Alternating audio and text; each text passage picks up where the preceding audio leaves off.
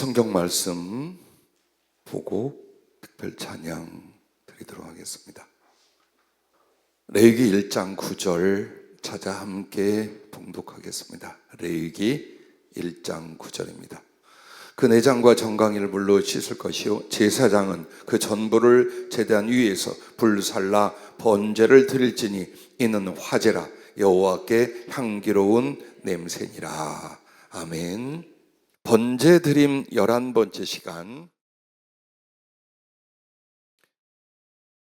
오늘 본문 말씀 레위기 1장 9절 말씀 중에 여기를 주목해 주시기 바랍니다. 제사장은 그 전부를 제단 위에서 불살라 번제를 드릴지니 이는 화제라 여호와께 향기로운 냄새니라. 아멘. 자, 여기서 여러분과 내가 주목하여 볼 부분이 화제라는 것과 번제, 그리고 왜 여호와께 향기로운 냄새라고 하셨는가? 깊은 은혜의 뜻이 있고 의미가 있습니다. 그러면 먼저 번제는 항상 예수 그리스도가 아버지 하나님을 위하여 사랑에 헌신한 것을 의미한다고 그랬죠. 그리고 나서 그 뒤 이제 그리스도 안에서 여러분이 하나님을 향한 어떤 사랑과 충성으로 드려지는가, 이게 번제 전체의 의미와 요구입니다.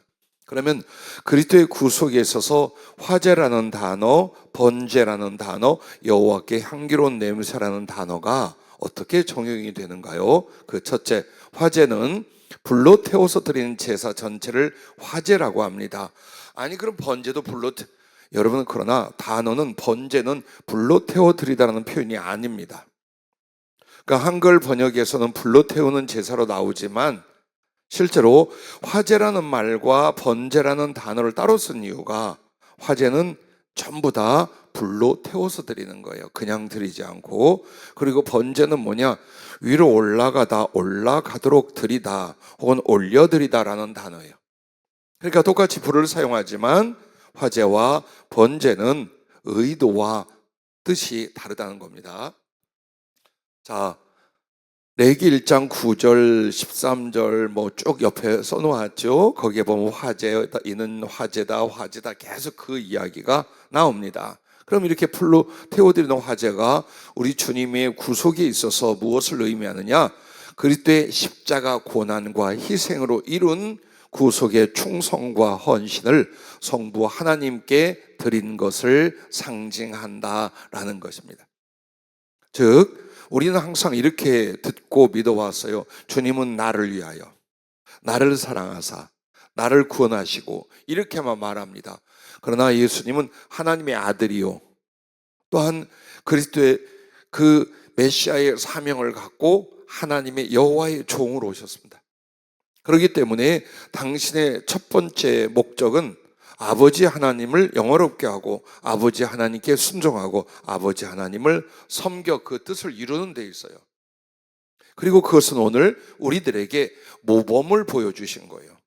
어떻게 하나님을 경외하는가, 어떻게 그 백성과 은혜 입은 사람들이 하나님을 사랑하는가를 몸소 주님이 아버지께 함으로 말미암아 우리들의 모범과 교훈이 되어 드리기도 하신 것입니다. 그러므로 이 화제, 자, 불살라 드려는 제사인데 그럼 주님의 십자가의 고난, 희생 등등을 알겠어요. 그 구속의 충성과 헌신을 하나님께 드린 걸 알겠어요. 그런데 왜 불로 태워드린다라는 표현을 썼느냐? 이걸 여러분과 내가 깨달아야 되는 겁니다. 누군가가 가끔 어렵고 난해한 것을 풀어 성령이 주신 지식과 지혜를 나누면 이런 사랑스러운 대답을 하는 우리 성도님들도 있어요. 그거 알아야 구원받나요? 그렇게 아멘 하고 말해주고 싶어요. 그러나 몰라도 구원은 받아요. 그러나 여러분이 자, 예수님에 관한 몇 가지 정보로 주님을 평생 사랑한다면 얼마나 사랑으로 깊게 들어갈 수 있겠어요? 주님을 너무나 많이 알고 그 지식과 정보를 가졌는데 바로 그분하고 만나서 인격과 인격으로 혹은 감각 대 감각으로 사랑하는 거하고 그 차이예요. 여러분은 하나님과 모든 은혜를 무엇으로 아느냐? 진리의 지식, 하나님 말씀으로 알아요. 그러므로 그 하나님 말씀 속에 있는 하나님이 주시고자 하는 지식이나 지혜들을 알면 알수록 여러분은 진리의 은혜로 깊게 들어가고 하나님의 은혜나 역사의 깊이로 들어가게 돼요. 그래서 은혜도 믿음도 사랑도 지식도 깊어지기 위하여 여러분은 성경을 연구하고 깨달아야 될 줄로 믿으시길 바랍니다. 자, 그래서 왜 화자라고 했느냐? 고난을 많이 받아서 그런가? 불에 태워지는 것 같은 고통을 당해서 그런가? 아니요. 히브리서 9장 14절 말씀을 여러분 한번 찾아봐 주시기 바랍니다. 히브리서 9장 14절 말씀 찾았으면 읽어볼까요? 하물며 영원하신 성령으로 말미암아 흠없는 자기를 하나님께 드린 그리스도의 피가 어찌 너희 양심을 죽은 행실에서 깨끗하게 하고 살아계신 하나님을 섬기게 하지 못하겠느냐. 아멘. 여기서 여러분이 주목할 단어가 이겁니다. 하물며 영원하신 무엇으로? 성령으로 말미암아 흠없는 자기를 하나님께 드린 그리스도의 피가. 이 부분이에요. 즉 예수님의 그 십자가와 흘리신 보혈, 그 속에 있는 은혜의 공로는 무엇으로 말미암아 하나님께 올려졌다고요? 성령으로 올려진 거예요. 그래서 여기서 말하는 화재, 불로 태우는 그 화재는 성령으로 말미암다. 성령으로 말미암아 세상에 오셨고 성령으로 기도하고 성령으로 사역하고 그리고 성령으로 말미암아 십자가에 고난받은 그분의 피가 구속의 은총과 공로가 성령으로 하나님께 드려졌다 이 뜻이에요. 그래서 이 불은 성령의 불 혹은 성령님으로 말미암아를 나타내고 있는 거예요. 그래서 우리가 생각하는 얼마나 고통, 지옥의 불이었나, 고난의 불이었나. 그러나 실제로 주님이 하나님께 바쳐지는 번제는 무엇으로? 그의 피가 성령으로 아버지 하나님께 바쳐졌다는 이 말씀을 이루시는 내용인 줄로 믿으시길 바랍니다. 자, 그래서 여러분과 내가 주님 앞에서 이제 우리들도 나오겠습니다만 가장 중요한 건 존재도 삶도 신앙도 모든 일이 전부 다 성령으로 이루어지고 성령으로 해야 하나님께 받아들여져요. 그러면 우리와 똑같은 육신을 입었던 그리스도께서 아무리 하나님이시지만 혹은 하나님의 아들이라 할지라도 당신의 모든 수고와 행위, 십자가의 피와 그 공로까지도 누구를 통해? 성령님을 통해 이루어지고 성령님을 통해 하나님께 바쳐진다라는 사실을 다시 한번 우리가 찾아본 것입니다. 자, 두 번째는 번제라는 단어입니다. 번제가 무슨 표현이라고요? 위로 올라가는 혹은 올려지는 제사라는 단어의 뜻이에요. 그래서 이제는 여러분이 번제를 항상 불로 태워드리는 이걸로 먼저 생각하지 말아요. 방법은 그래요. 그러나 그 단어는 화제가 불로 태워드리는 거고 이 번제는 올려지다, 올라가다의 의미를 지금 주고 있는 거예요. 그러면 올라가면 어디로 갈까요? 하나님께 연락되는 것을, 하나님께 받아들여지는 것을 가르쳐 말하고 있죠.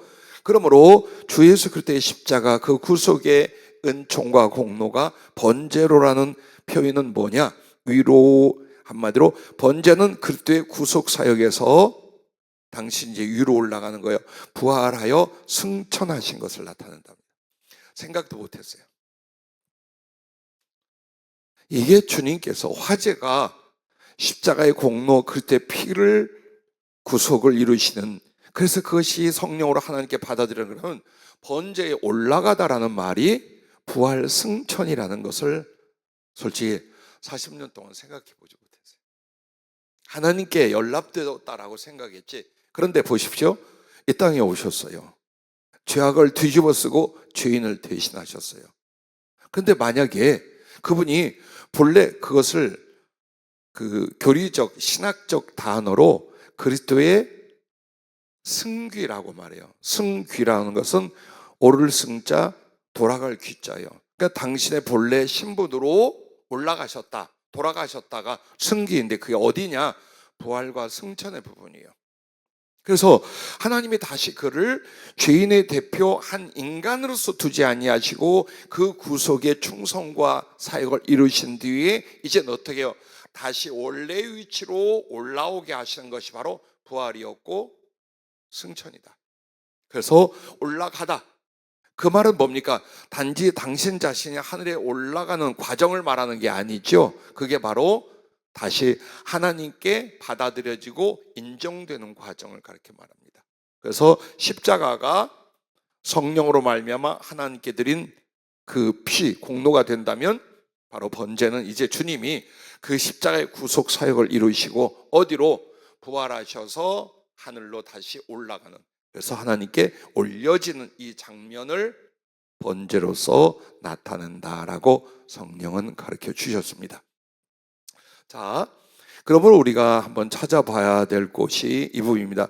에베소서 2장 4절부터 6절 말씀을 한번 찾아볼까요? 에베소서 2장 4절부터 6절 말씀을 보면 긍휼이 풍성하신 하나님이 우리를 사랑하신 그 큰 사랑을 인하여 허물로 죽은 우리를 그리스도와 함께 살리셨고, 자, 허물로 죽은 우리를 그리스도와 함께 살리셨고라는 부활에 대한 표현입니다. 주님이 너희는 은혜로 구원을 받은 것이라 또 함께 일으키사 그리스도 예수 안에서 함께 하늘에 앉히시니, 이 말은 예수님의 부활과 예수님의 승천을 인하여 우리도 그와 같이 된다라는 거예요. 우리도 새 생명으로 다시 태어나고 부활할 것이고 하늘나라에 주님과 함께 앉을 것이고 라고 말해서 여기서 예수님의 부활과 승천의 장면을 말합니다. 이것을 번제에서는 바로 번제 자체의 단어로 사용해도 된다라는 것입니다. 자, 그래서 여러분과 나에게 요한복음 20장 17절에 여러분이 의아해야 하는 내용이 있어요. 아마 이 성경을 읽으면 항상 궁금해했고 질문이 있었을 거예요. 요한복음 20장 17절 찾으셨으면 읽어볼까요? 예수께서 이르시되 나를 붙들지 말라. 내가 아직 아버지께로 올라가지 아니하였노라. 너는 내 형제들에게 가서 이르되 내가 내 아버지 곧 너희 아버지 내 하나님 곧 너희 하나님께로 올라간다 하라 하시니. 아멘. 자, 우리를 향한 부활의 목적은 우리를 의롭다 하시고 그 부활의 영생을 주시고자 하며, 그러나 여러분 주님 부활의 목적은 뭡니까? 올라가시기 위하여, 아버지 하나님께 올라가기 위해서예요. 그게 주님의 부활의 목적 중에 하나인 것을 말하는 거예요. 근데 여기서 여러분이 궁금해할 건 이거예요. 나를 붙들지, 막달라 마리아에게 하는 거예요. 나를 붙들지 말라. 내가 아직 아버지께로 올라가자.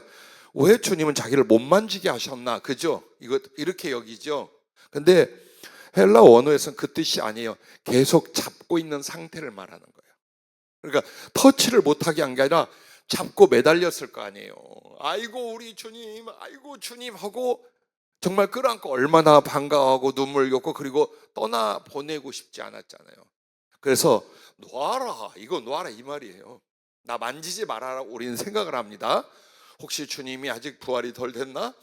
부활하기 전인가? 별 상상들 해요, 이 단어 때문에. 근데 그게 이미 잡고 있었어요.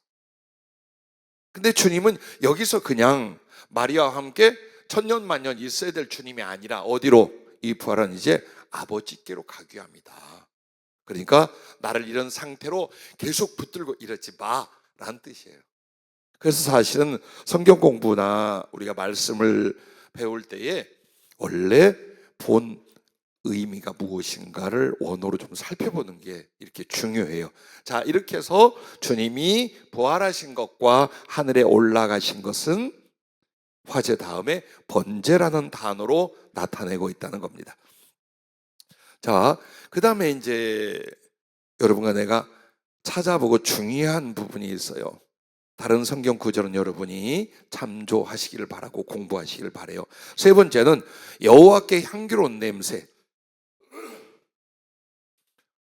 우리는 이것이 성경에 기록된 내용이고 하나님이 받으신다, 연락하신다라고만 생각을 해요. 근데 저는 이걸 물었습니다. 왜 냄새일까? 하나님이 향기롭게 받으신 제물이란 말도 빌립보서에 나와요. 혹은 하나님이 기쁘게 받은 너라고 말할 수 있고, 하나님이 정말 사랑스럽게 그 제물을 받으셨더라 이렇게 말할 수 있잖아요. 근데 보면 레위기에 계속해서 뭐라고 나옵니까? 향기로운 냄새니라, 여호와께 향기로운 냄새니라라고 나와요. 왜 냄새이냐 이거예요. 그죠? 왜 냄새라고 말을 해야 되나? 향기 자체가 냄새이겠죠.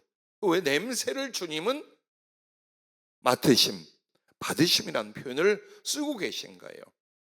먼저 여호와께 향기로운 냄새라는 것은 하나님을 기쁘시게 한다는 비유적 표현이에요. 레위기 1장 3절 말씀을 봐봐요. 그 예물이 소의 번제이며 흠없는 수컷으로 회막 안에서 여호와 앞에 기쁘게 받으시도록 드릴지니라. 이 1장 3절을 통해서 향기로운 냄새라는 것은 하나님을 기쁘시게 한, 하나님이 기뻐 받으시는, 이걸 말하는 것이 직역이에요. 맞는 뜻이에요.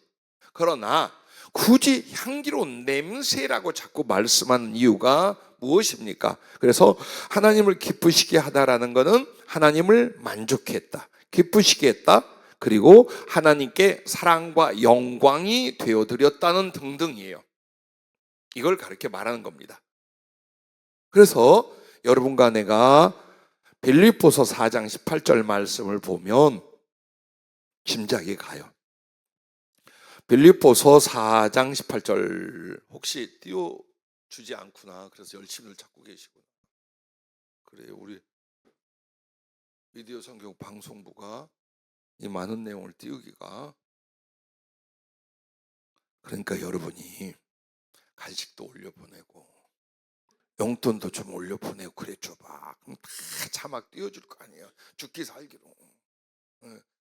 그 주는 것이 있어야 받는 거, 받는 것이 있어야 주고. 맞나요? 난리 났어요, 이 회사. 자, 진짜 은혜 못 받고 고생하고 시험 드는 곳이요, 방송실이에요. 예배 시작하고 끝나가지고 모든 신경 모두 쓰고 정신이 없어요. 그래서 우리 교회 전통이 방송실 올라간 뒤에는 사라져. 교회에서 없어져. 지금 저 친구들도 걱정인 게 혹시 어디로 사라지면 빨리 바꿔줘야 되나 그 생각이 들어요. 많이 격려해 주시고 기도해 주시고 때로는 체인지해 주시길 바래요. 떠나기 전에. 자, 그것에 있어서 우리가 찾아보고자 하는 게 빌립보서 4장 18절, 내게는 모든 것이 있고 또 풍부한지라 에바브로도 편에 너희에게 준 것을 받음으로 내가 풍족하니 이는 받으실 만한 향기로운 제물이요 하나님을 기쁘시게 한 것이라. 아멘. 그렇죠? 같은 뜻이 나오잖아요. 레위기 1장 3절에 말씀하고 빌립보서 4장 18절에 보면 향기로운 제물인데 이게 뭐냐? 하나님을 기쁘시게 한 것이라는 뜻을 갖고 있다는 걸 성경은 서로 견주어서 우리에게 가르쳐 주고 있습니다. 즉 한마디로 하나님께 드려지고 연락되는 것은 긍휼 차원이 아니다.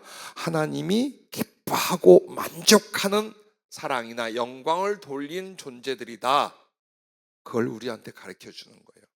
한마디로 지저분하고 게으르고 불충하고 그런데 믿음 생활은 했어.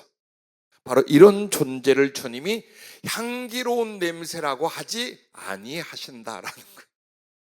여기서 향기로운 냄새는 정말 그의 존재가, 그의 헌신과 믿음이 하나님을 기쁘시게 하고 만족하게 하고 사랑과 영광을 돌려드린 바로 이런 신앙생활, 이런 헌신을 가르쳐 여호와께 향기로운 냄새라고 신구약 성경이 말하고 있는 것입니다.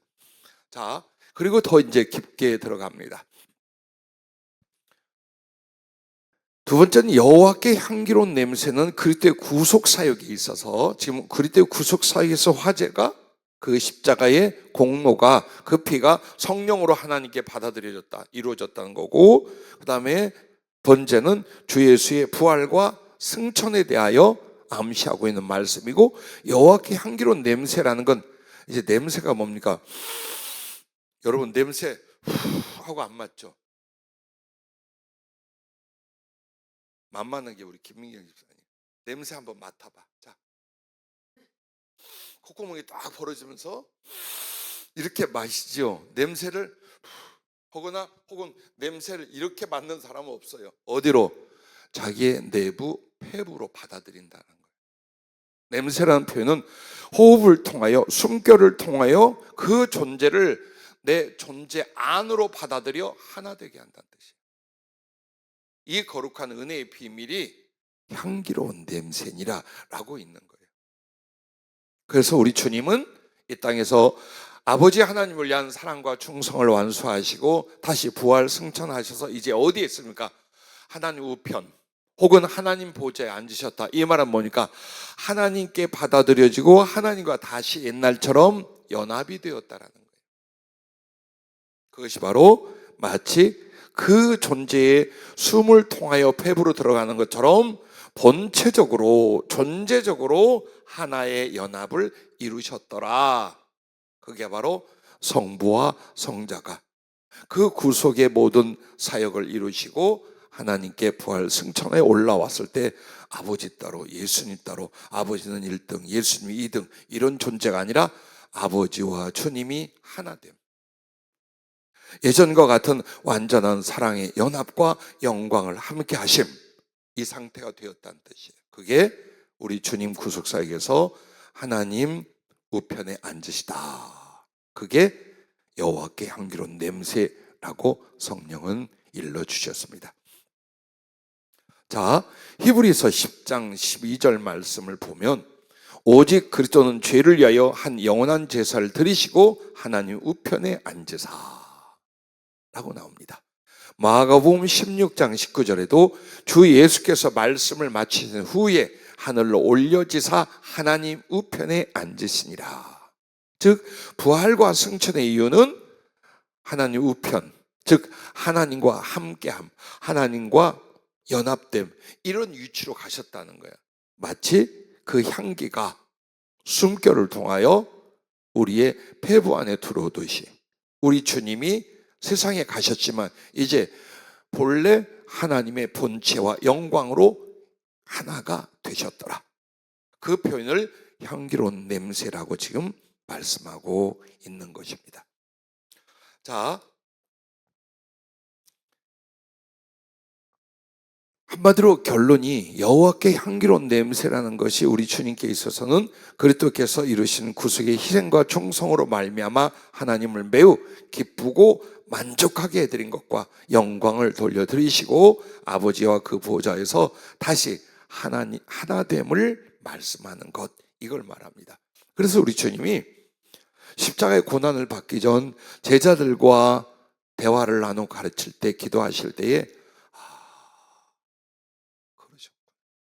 그래서 이렇게 되셨구나 하는 정말 마음이 숙연하면서도 그 깊은 사랑과 은혜를 느낄 수 있는 내용들이요, 요한복음 17장 4절과 5절 말씀이에요.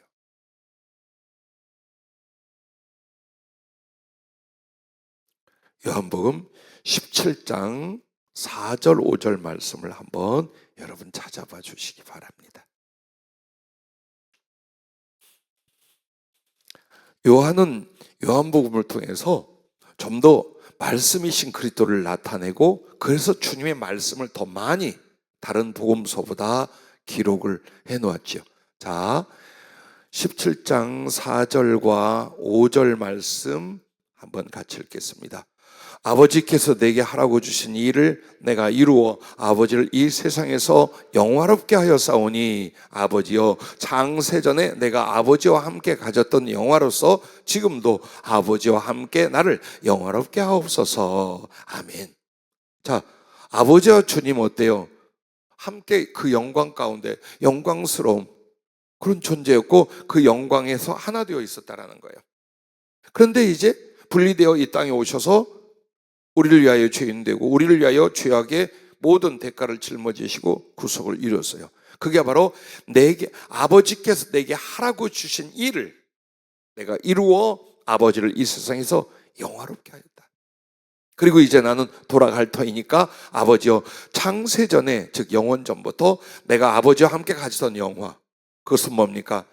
하나님의 본체로서 하나님의 아들로서 하나님과 하나 되고 동등된 존재로서 나를 다시 그렇게 받아주십시오. 이 기도였던 거예요. 이런 분이셨던 거예요. 우리 곁에 낡고 헌옷을 입고 거친 발에 맨발이 없고 덥숙한 수염에 젊은 청년 목수였었고, 웃고 울고 화내고 술 드시고 아주 지극히 인간적인 예수였어요. 그런데 주님은 기도하며 제자들이 무엇을 들어요?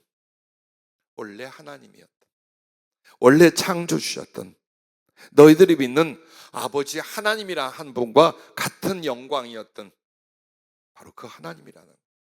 근데 그분이 어떻게 모래알보다도 작은 우리 같은 몸이 되고 이런 존재가 되어 우리를 찾아오셨습니다.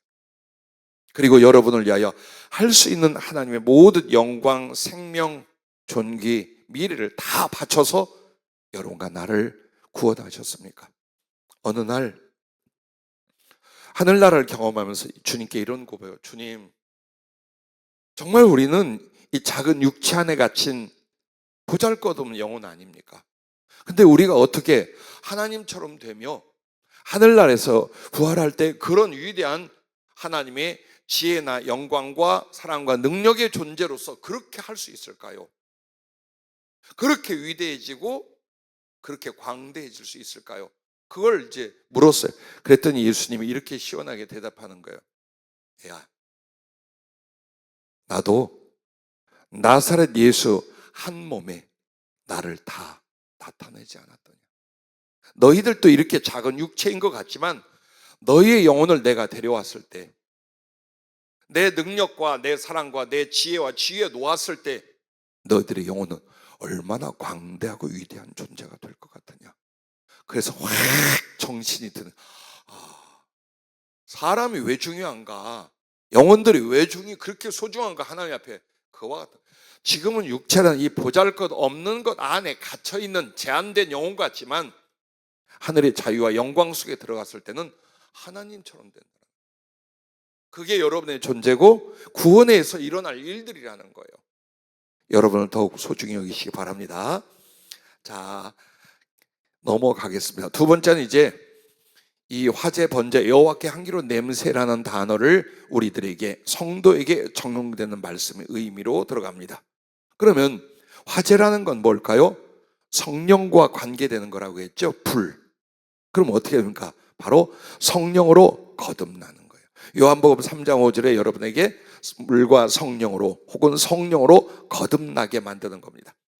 자, 또한 유다서 1장 20절에 성령으로 기도하고, 요한복음 4장 23절 24절에는 진리와 성령으로, 즉 성령으로 예배하는 거예요. 그리고 빌립보서 3장 3절에는 봉사도 성령으로 하는 거예요. 그러면 이 부분 조금만 설명을 드리도록 하겠습니다. 거듭나는 거 알겠고 기도와 예배를 성령 안에서 하는 거 알겠어요. 근데 봉사도 성령으로 하느냐? 두 가지 때문이에요. 성령으로 하는 봉사는 첫째로 성령님에 의하여 성령님의 은사와 능력과 지혜와 가슴으로 하나님의 봉사 일을 하는 거예요. 또 하나는 그 성령님으로 말미암는 주님의 마음, 성령님의 성품으로 일하는 거예요. 그래서 그분의 주신 힘과 은사로 봉사하는 것과 그분의 심령이 되어 봉사하는 두 가지예요. 왜냐하면 이 빌립보서 3장 3절 옆에는 뭐가 나오냐? 그 시기하고 다투지 말고 허용으로 하지 말라는 말이 나와요. 그 말씀이 무슨 뜻이에요? 성령으로 봉사하는 건 첫째가 성령의 마음, 성령의 생각, 성령의 성품 안에서 하나님의 일을 하는 거예요. 자기 멋대로 자기 기질로 하는 게 아니라, 그리고 성령의 나타남이나 주신 지혜와 능력 등등으로 또 봉사하는 거예요. 그걸 말하는 거예요. 그래서 인간적인 생각과 힘으로 하는 봉사와 성령을 통해 하는 봉사는 하나님의 받으심에 있어서 전혀 다르다. 그걸 여기서 말하고 있죠. 그 다음에 성령으로 사랑하고요.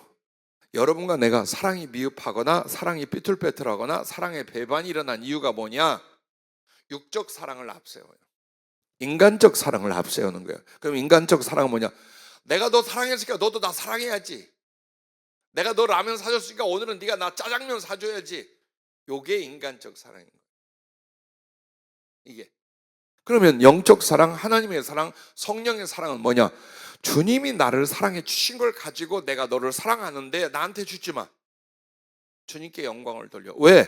나는 당신을 사랑함으로 말미암아 나의 예수님을 사랑한 거야. 이걸로 끝이에요. 그게 사랑이에요. 사람에게 집착하는 거 아니에요. 사람에게 욕심내는 거 아니에요. 사람에게 요구하는 거 아니에요. 왜? 여러분은 주님의 사랑을 받았고 그 사랑을 누구에게? 사람에게 해서 주님 앞에 돌려드린 거예요. 근데 사람한테 너 나 사랑할 거야 안 할 거야, 이뻐할 거야 안 할 거야, 너! 그게 바로 영적 사랑을 가장한 육신적 사랑이에요. 그러므로 사랑 기독교 성경에서 수없이 말하는데 그 사랑을 뭘로 하느냐? 성령으로 하는 것이다. 그리고 성령으로 사랑하면 깔끔하고 깨끗해요. 화끈하게 사랑하고 끝이야. 잡고 늘어지거나 따지거나 안 해요. 시기하지 않아요. 미워하지 않아요. 불의한 것과 악한 걸 기뻐하지 않아요. 그래서 고린도전서 13장에 나오는 그 사랑이 무슨 사랑? 성령으로 사랑하고요. 그리고 그 성령으로 사랑하려면 어디서부터요? 하나님의 사랑이 성령으로 부어져야 돼.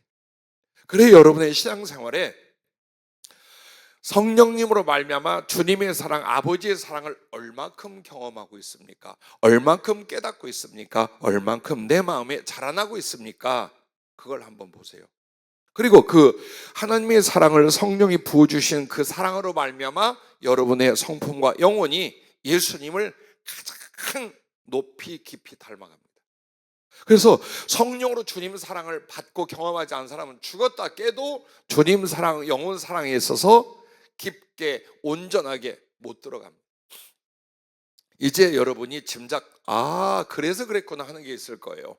가족끼리도 친구끼리도 교회 안에서 믿음의 성도들, 목사와 교인들 사이 혹은 동역자들과 친구들, 교우들 사이에서 우리들의 사랑이 정말 감동적이고 아름답고 하나님을 기쁘시게 했어라고 할 만한 게 별로 없는 이유가 뭡니까? 영적 사랑을 가장한 인간적 사랑을 많이 했기 때문이에요. 정말 성령 안에 사랑한다면 후회가 없어요. 미련이 없어요. 그리고 원망하지 않아요. 언제나 그 영혼을 위하여 축복하고 더욱 하나님의 은혜가 임하기를 바라지, 이런 괘씸한, 이럴 수가, 이런 배신자. 갑자기 여러분에게 농담을 하나 하고 싶어요. 성이 주신데 이름은, 지난번 얘기했잖아. 내가 구목사님한테 배웠다고. 성은 주신데 이름은, 누가 또 길놈이라고 그래. 길련이란 이름이 있었대요. 그런데 성은 배신데 이름은 신자도 있어요. 중학교 2학년 때 우리 남자친구에게 맨날 놀리면 돼. 성이 임씨인데 이름이 신중이었어요. 진짜로.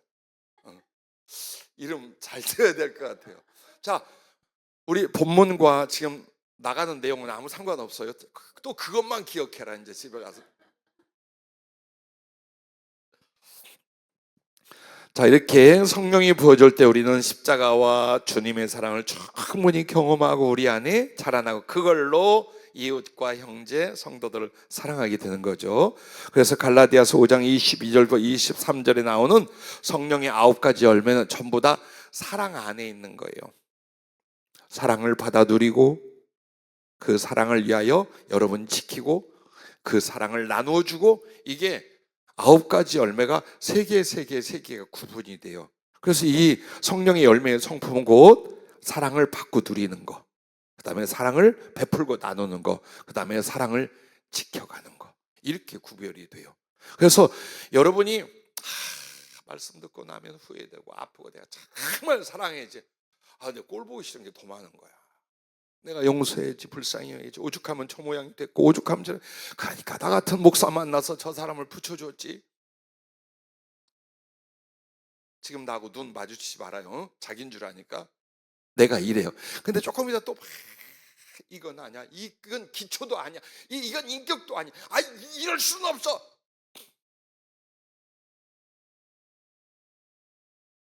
자, 계속해서 반복되는 우리의 심령의 갈등들, 혹은 서운하며 미움으로 치우치는 것들 등등 전부 다 뭡니까?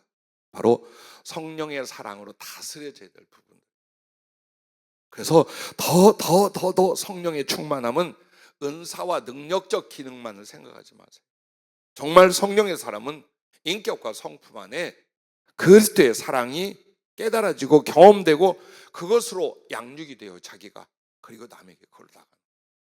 항상 성령하면 보고 듣고 능력이 나가고 병 고치고 귀신 쫓고 예언하고 이걸로 알아요. 그것은 한참 뒤쪽에 밀어놓으세요. 여러분 안에 주님 사랑이 진리와 체험 안에서 얼마나 깨달아지는가, 그리고 그 주님의 사랑이 나를 얼마나 사로잡아 내가 거기에 젖어 그 성품, 그 삶을 살아가는가, 여기에 두세요. 그리고 나면 은사는 자동으로 와요. 체험은 당연히 오게 돼 있어요. 그런데 여러분이 능력이나 체험 위주로 영적 생활, 성령의 은혜 생활을 하잖아요. 심령은 빌어먹게 생겨요. 성질은 아주 고약해요. 안 바뀌어요. 왜?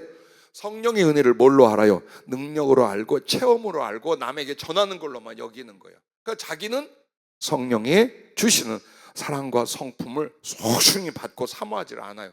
그래서 성령을 분명히 받은 듯 하나 병폐적인 상태가 일어나는 게, 성령은 하나님의 사랑을 부어주고 하나님의 사랑의 성품을 무르익게 하고 그것을 나누게 하더라. 여기에 먼저 우선순위를 두고 목적을 뒀더라면 여러분과 난 지금 날개 달린 천사들이 됐을 거예요. 그 눈물도 그 갈등도 그 후회도 없는 신앙생활을 하고 있을 것입니다. 그러므로 사랑조차도 성령으로 하는 것이고, 또한 복음을 전해도 성령으로 하는 겁니다. 그럼 성령 아니면 못합니까? 하세요. 하는데 솔직히 말하면 그만한 효과와 능력은 발휘가 잘 안 돼요. 아마 이 중에 복음 전하지 않는 분들이 어디 있겠어요? 전도 안 한 분들이 어디 있겠어요? 그러나 영혼들이 여러분에게 변화되고 복음 듣고 구원받고 하나님을 사랑하고, 이게 얼마나 효과적으로 됐나 보세요. 오늘 한 가족을 상담을 했어요. 물론 성령이 주님의 마음을, 또 그들의 마음을 드러내게 해서 하나님의 치료, 하나님의 위로, 서로의 사랑의 커뮤니케이션이 이루어지게 하고, 나도 깜짝 놀래 할 때마다 정말 주님이 이 자리에 계셔서 성령으로 사람을 이렇게 만들고 치유하는구나. 보내고서 잠깐 기도하면서 내가 다른 사람들에게 내용은 말 안 하고 이랬어요. 몇 달, 길어야 2-3달 안에 어떻게 사람이 변화됩니까? 10수년, 20년 고통받던 그 상태가 어떻게 치료될 수 있습니까? 평생에 해결하지 못했던 갈등과 다툼이 어떻게 치유될 수 있습니까? 그건 성령이 아니면 안 되는 일들. 성령이 아니면 절대로 일어날, 언변으로, 지식으로, 경험으로 안 됩니다. 왜? 내용의 지혜가 아니에요. 성령이 그 사람들을 만지기 시작해요. 그래서 여러분과 내가 복음을 전한다 안에는 복음을 전한 일과 함께 위로가 있고 상담이 있고 치료가 있고 양육이 있고 파송이 다 있단 말이에요. 근데 그야말로 맨 땅에 헤딩하는 걸로 주의를 할래, 성령으로 할래의 차이가 그와 같이 나요. 그러므로 우리가 복음을 전할 때도 성령으로, 그리고 성령으로 충성하는 일은 어때요? 이제 성령의 은혜에 어느 궤도에 올라오잖아요. 그럼 여러분 이제 성령의 감동과 지시를 듣게 돼요. 혹은 먼저 된 사람으로 말미암아 성령의 말씀을 전해 듣게 돼요. 그때 여러분은 하는 모든 일을 뭘로 하느냐? 성령의 지시를 따라하게 돼요. 사도행전 13장에는 사울이라 했던 바울, 바나바, 그리고 몇몇 사람이 교사, 선지자 등으로 표현돼요. 근데 그들에게 성령이 지시가 떨어져요. 그래서 금식하고 기도하고 안수해서 바나바와 바울을 이방 선교로 누가? 성령이 파송을 해요. 성령이 지시하고 성령이 세우고 성령이 파송하는 일이 충성 안에 일어나게 되는 거예요. 사람끼리 야 누구 보내자. 아유 그리 마옵소서. 제가 더 낫습니다. 아이 내가 갈래. 네가 갈래가 아니에요. 성령이 세우기 시작합니다. 그리고 성령이 명령하기 시작합니다. 그리고 감당할 능력을 줍니다. 사도 바울이 성령으로 사역하고 성령으로 신이 났다가 소아시아 지역에서 점점 내륙 깊이, 지금으로 하면 터키 쪽 깊이로 해서 이제 저쪽 더 러시아 쪽 가까이까지 올라갈 수 있었어요. 한마디로 쭉쭉쭉쭉 올라가려고 하는데 성령께서 주의 영이 글로 가지 마라. 거기서 말씀 전하지 말라고 잡았어요. 그럼에도 또 합니다. 그때 성령의 감화와 능력의 역사가 멈춰버려요. 그 뒤에 환상으로 성령이 다시 가르쳐 줍니다. 마케도니아, 지금의 그리스죠. 그리스의 그리스 안에 마케도니아 지역이 있고 고린도 쪽, 아가야 쪽 이렇게 여러 도시 국가로 나눠졌던 시대예요. 근데 그 마케도니아 사람이어서 우리를 도와달라. 오늘 그 성령 유신 묵상에 나온 것처럼 와서 우리를 도와달라 하는 걸 보고 마케도니아 그리스로 가라고 하는 내가 소아시아에서 이러고 있었구나를 깨달아요. 이게 뭡니까? 성령으로 충성하는 거예요. 충분히 성령의 은혜 안에 들어가면 자 이와 같이 되는 거예요. 지금은 혹시 제가 아이고 우리 옥집사 우리 유혜영 전사님 주님이 말이야 이렇게 하시는데 이렇게 하래 그래서 이렇게 될 거야를 나 혼자 말하고 있어요. 근데 여러분들에게 점점 성령의 은사나 성령에 잡혀가잖아요. 그럼 이제 전부 다 같이 말하기 시작하는 거예요. 목사님 기도할 때 주님이 이렇게 말씀하시고 이런 일이 될 거래요. 목사님 근데 그 과정에 이런 일이 있을 거래요. 아 목사님 근데 목사님 뒤에 누가 그랬어? 그때 되면 난 이렇게 말하는 거 그랬어? 그랬구나. 그래서 여러분을 영분별만 하면 돼요. 난 해석과 영분별을 하면 여러분들이 충분히 받아서 주님의 계획과 주님의 지시와 주님이 이루실 일 기타 등등등을 함께 나누는 거예요. 그래서 그게 고린도 교회가 그랬어요. 그러니까 방언하고 방언 통역 있고 예언하고 예언도 너무 많은 사람들이 하는 거예요. 그래서 예언도 예언하는 사람에게 제재를 받아야 된다. 질서에 하나님이 있다는 말이 그렇게 나온 거예요. 내 바람도 그래요. 그러나 나는 여러분들이 성령의 은사를 받을 때 정확하게 받기를 바랍니다. 이미 여러분에게 굉장히 성령을 부어주심과 나타남들이 많아요. 우리 새로 오신 가족만 그런 게 아니에요. 이미 많아요. 근데 여러분이 왜 들리지 않느냐? 내가 절대 허락을 안 했잖아요. 틀려서가 아니고 거짓말이 아니에요. 어느 부분 때문에 그래요? 더 커지고 깊어지는 완숙한 은사의 단계들이 있어요. 특히나 병을 고치고 남을 기도해 준다든가 하는 건 은사가 깊지 않아 해줄 수 있어. 사랑으로. 안 되면 마니까. 그런데 지혜와 지식의 세계는 그렇잖아요. 틀리면 안 돼. 성경을 푸는데 틀려. 예언을 하는데 안 맞아. 영분별을 하는데 오판이나 망하는 거예요. 이거는요. 진짜 그런 일이 일어나면 안 되는 거예요. 그래서 여러분이 사람이 이게 완전할 수는 없지만 완전한 은사의 상태로 가기를 위하여 자기들을 성장시켜야 돼요. 성령 안에서. 그렇게 하여 앞으로 사업을 하든지 결혼을 하든지 주의 일을 하고 교회를 세우고 선교를 하든지 전부 다 어때요? 성령으로 충성하는 단계로 갈 수 있음을 믿으시기 바랍니다. 자, 이렇게 하는 게 바로 하나님께 드려지는 거예요. 이렇게 하는 거예요. 신앙생활, 하나님의 일, 성령으로 하는 것이다. 그걸 성령의 불이 아니면 하나님께 드려질 수도 받아지지도 않는다라는 것을 잊지 말라라는 것입니다. 그러므로 고린도전서 12장 3절에는 여러분 어떤 내용의 말씀이냐? 성령이 아니시면 예수 그리스도를 주라 시인할 수도 없다. 그렇게 나와요. 하나님의 영으로 말하지 않는 자 누구든지 예수를 저주할 자를 하지 아니하고 또 성령으로 아니하고는 누구든지 예수를 주시할 수 없느니라. 그야말로 성령이 아니면 믿음도 안 생겨. 근데 성령이 아닌데 우리의 모든 마음과 행위가 하나님께 연락이 되겠는가? 아니라 그 말이야. 그래서 이제 차원이 여러분 어때요? 화제가 돼야 돼. 성령의 불로 싹 하나님 받으실 만큼 되는 그런 존재와 헌신과 기도들이 돼야 된다는 거야. 그것을 이미 구약 때 강력하게 가르쳐주고 있었던 거예요. 근데 우리는 구약의 율법하고 외면했잖아요. 오히려 신약의 내용보다 더 많아. 어떻게 신앙생활을 할 거고 어떻게 하나님 만들 거라는 말씀이 레위기에도 어마어마하잖아요. 지금 분량이. 우린 지금 그것을 배워가고 있습니다. 자, 번제입니다. 번제라는 단어, 번제가 성도에게 적용되는 말씀의 의미는 피와 물과 성령으로 성도를 깨끗하게 하였습니다. 즉 제일 먼저 하나님이 받으심직하게 된 것을 의미해요.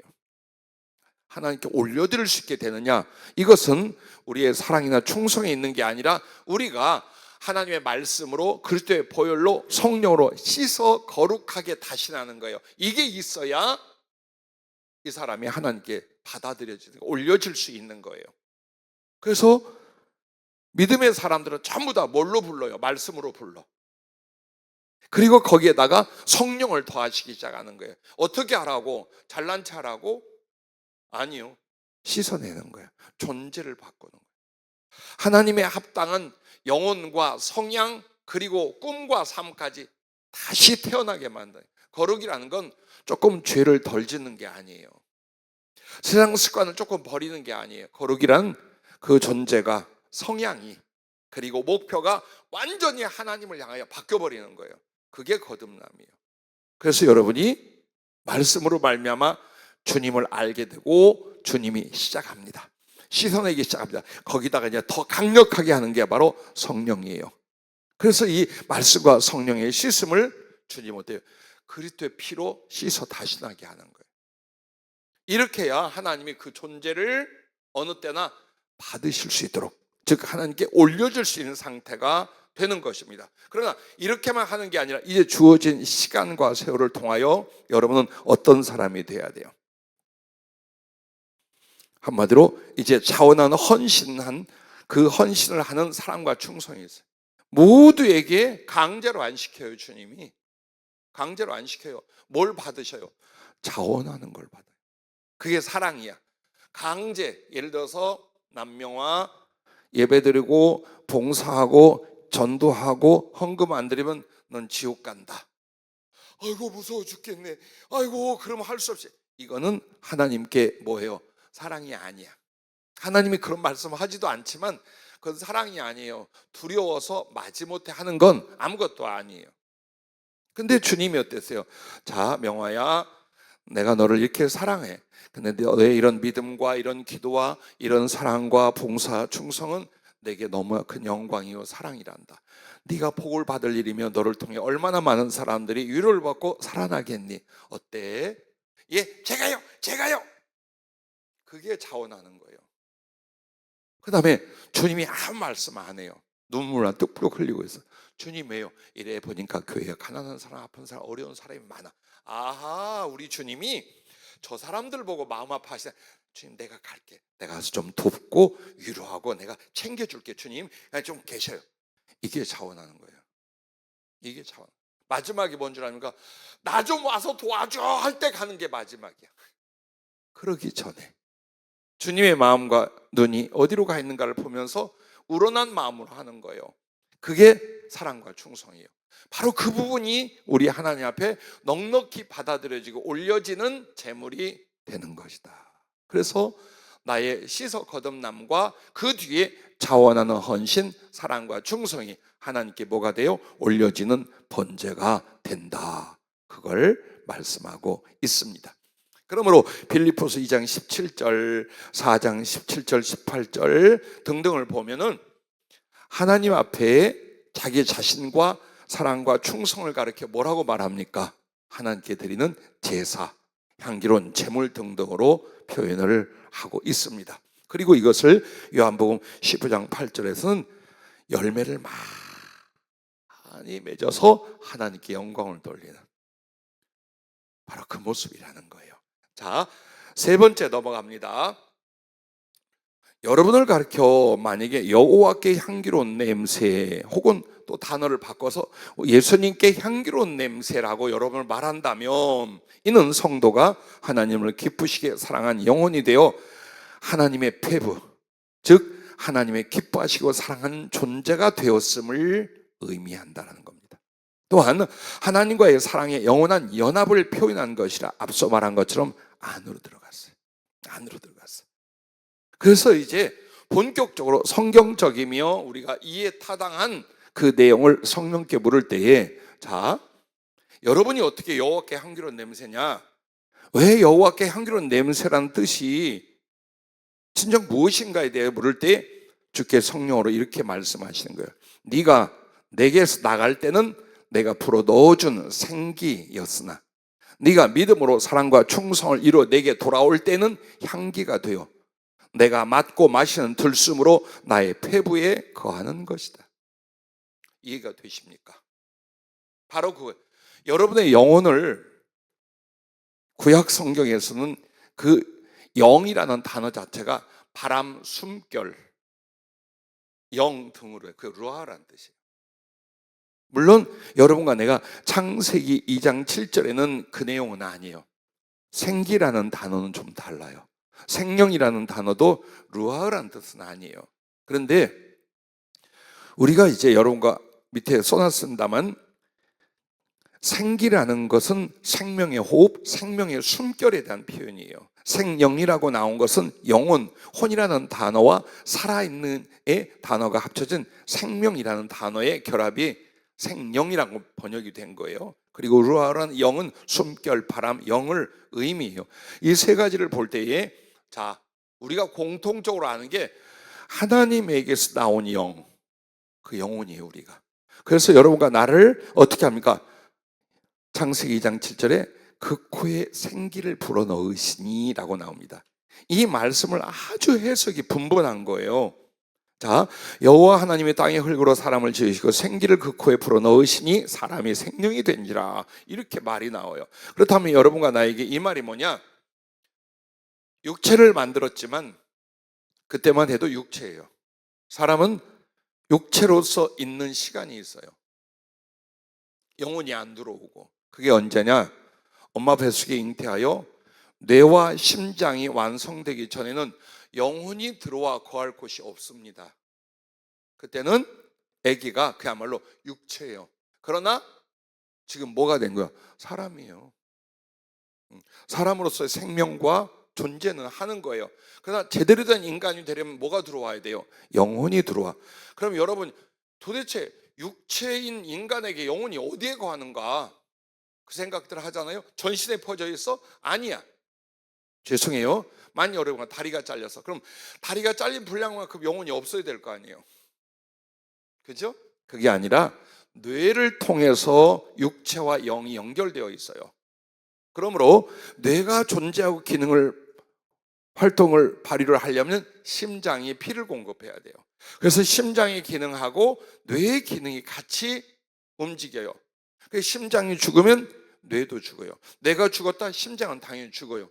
이렇게 해서 심장과 뇌가 제 기능을 발휘할 때쯤 하나님이 그 불어넣으신다는 숨결을 불어넣어 주는데 그게 영혼이에요. 그래서 제일 먼저 하나님이 당연히 그 날숨으로 불어넣어 주신 것은 영혼이 맞아요. 근데 여러분의 영혼은 육체를 입고 오는 순간 뭐가 돼요? 죄인이 돼요. 그래서 영적으로 죽어있는 영이야. 그러므로 주님이 두 번째 하고 불어주신 게 있어요. 그게 어디에 나옵니까? 일부러 주님이 우리에게 알아들을 수 있도록 당신의 거룩한 퍼포먼스가 있어요. 요한복음 20장 22절이에요. 부활하신 뒤에 이 말씀을 하시고 그들을 향하여 숨을 내쉬며 이르시되 성령을 받. 요한은 이걸 왜 기록했을까요? 주님이 성령을 받으라 했던 단어만을 기록한 게 숨을 내쉬었어요. 갑자기 답답했나? 아니요. 그 내쉬는 숨이 바로 성령이셔요. 그래서 여러분에게는 거듭났다는 말이 뭐예요? 영혼으로서 주님이 날숨으로 후 넣어준 거예요. 그러나 그것은 죄로 인하여 죽은 영이에요.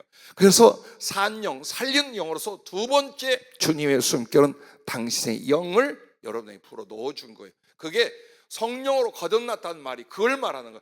영혼으로 만들었지만 죄 가운데 죽어가고 있어요. 죽은 영이에요. 그래서 산 영, 하나님 앞에 생명의 영이 되기 위하여 다시 불어넣은 게 뭐냐? 하나님의 영, 성령이셨다는 거예요. 그러므로 성경은 이것을 2번 태어났다, 거듭났다라고 말하는 이유가 바로 여기에 있는 것입니다.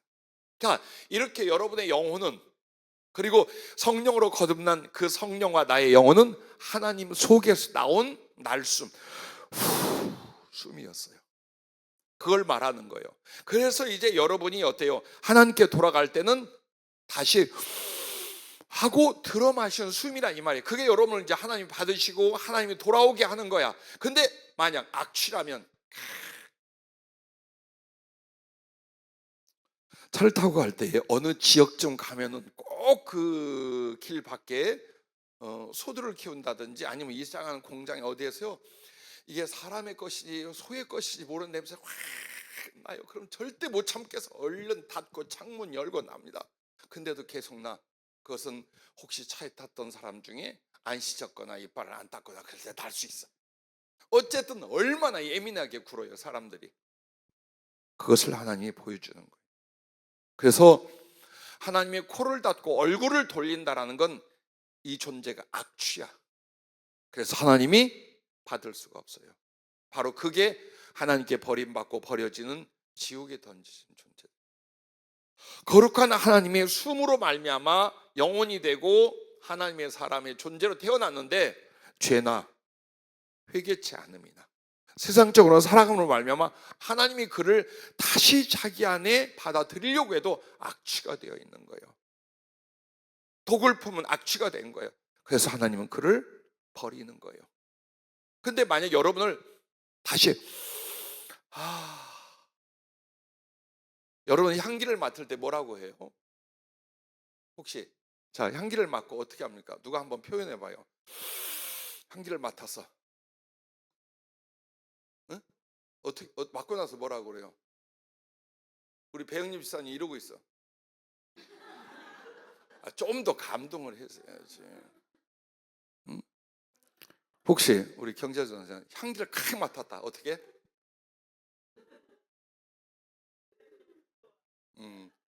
잘했어요. 아주 잘했어요. 착한 학생이에요. 나는 향기를 맡으면 이렇게 합니다. 아이고, 알러지가 있어. 비염이 있어서 그래요. 이것을 설명했던 거예요. 구약 성경에. 영 자체가 바람, 숨결로 나타나는 거예요. 그래서 그 영을 불어넣어 주다를 하나님이 그 코에 생기를 불어넣어 주시고 성령을 숨을 내쉬면서 받으라 하신 거예요. 그러니 이제 우리가 이 땅에서 살고 돌아갈 땐 주님이 어때 이제 들어 마시는 숨이에요. 근데 숨을 괜히 마셔요? 냄새라는 게 뭡니까? 향기냐 악취냐 이 말이에요. 그래서 좋은 냄새라면 우리 하나님이 하고 쏙 받아들이겠죠. 그걸 말하는 거예요.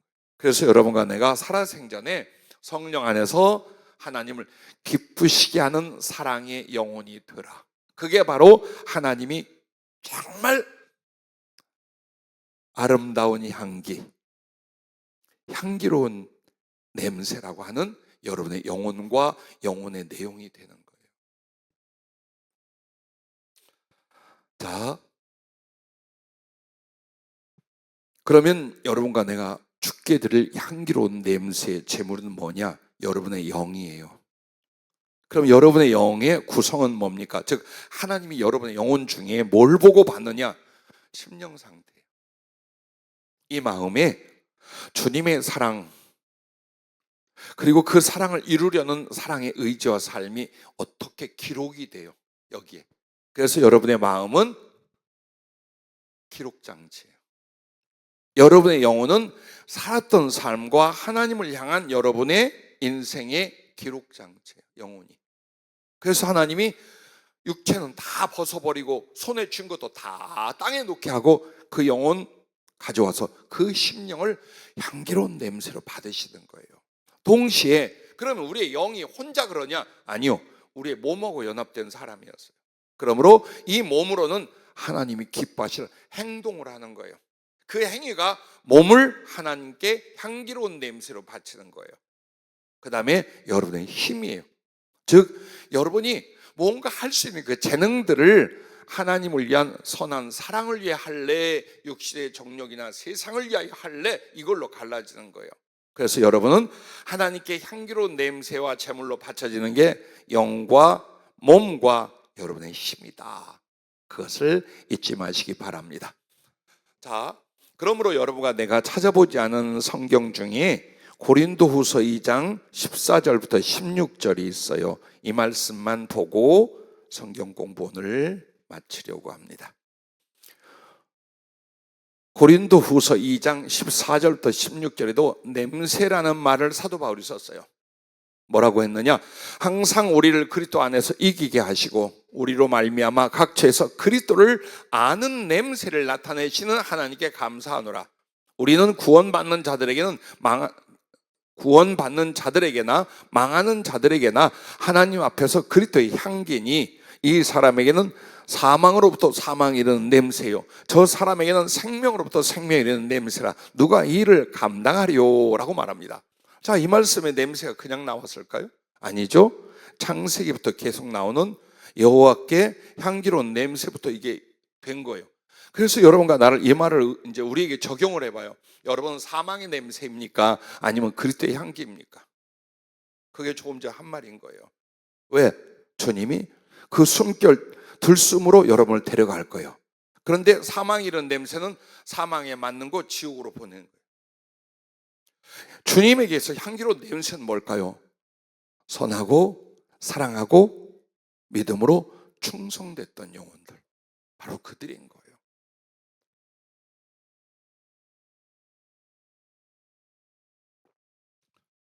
지난날 제대로 주님 앞에 정말 향기로운 향기가 못했다면 이제 바꾸십시다. 혹시 싸구려 향수였다면 아주 질 좋은 고급 향수로 바꾸십시다. 인위적인 거였다면 자연향으로 바꾸십시다.